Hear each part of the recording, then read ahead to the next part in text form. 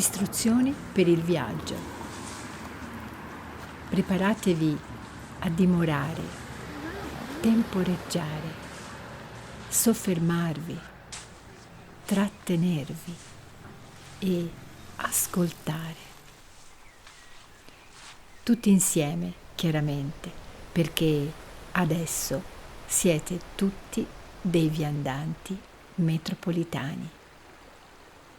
Oggi camminerete in una città, ma in una città che non avete mai visto, che forse esiste solo dentro di voi e per questo più reale del reale stesso.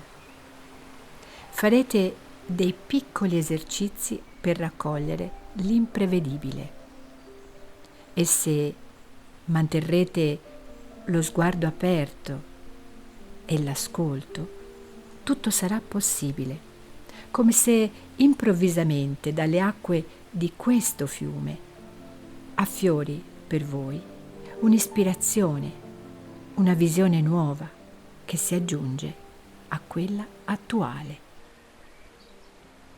Vagheremo per i confini di una città. Il primo confine di oggi è l'argine. Sì, un confine tra la terra e l'acqua. La superficie dell'acqua stessa è un confine che separa l'acqua dall'aria. La nostra pelle è un confine che divide interno ed esterno.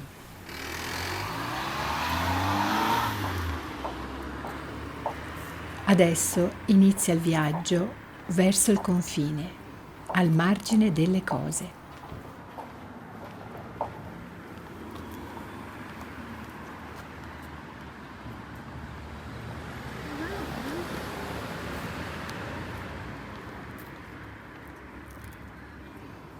Le porte sono altri confini tra il mondo intimo e la città, ma possiamo decidere se lasciarle aperte, socchiuse o definitivamente chiuse.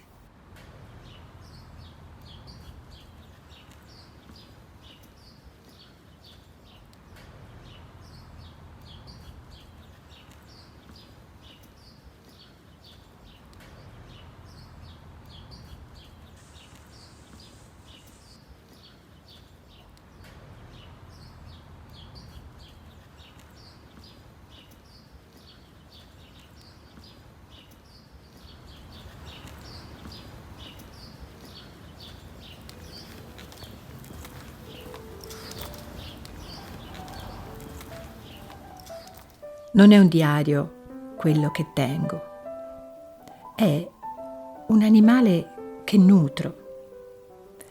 No, non è un animale che nutro. Questo diario è il sangue che ascolto pulsare nelle mie tempie.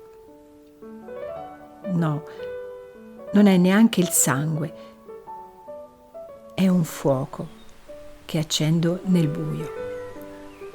Ecco, ho un diario anche per te.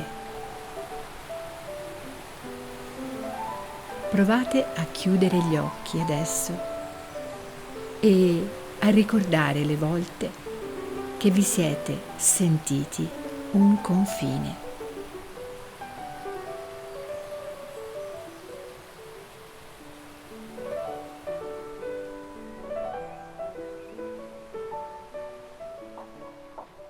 Vi siete chiesti perché avete scelto di fare un viaggio al confine e non al centro?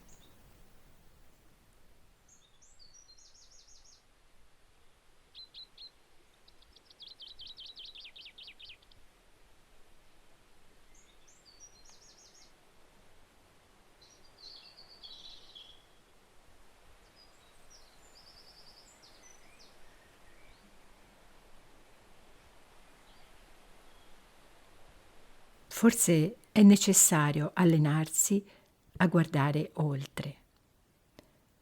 Puoi vedere oltre le cose, dietro ad una porta, dietro ad una finestra, dietro ad una nuvola.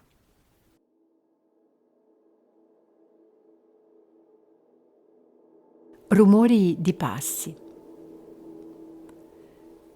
Una sedia, un pianeta, una stanza, rumori di passi, un fiore, un lampadario, una finestra piccola, una me, 10 persone che camminano, una tenda volante fuori dalla finestra, 12 lune, un abito al vento, una strada nascosta,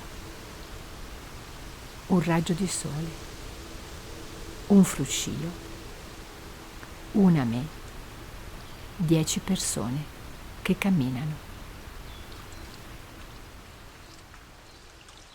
Questo progetto nasce dall'esigenza di portare il teatro fuori dal teatro e quindi di creare dei momenti di dialogo poetico proprio dentro la città, sul tema del margine e del confine.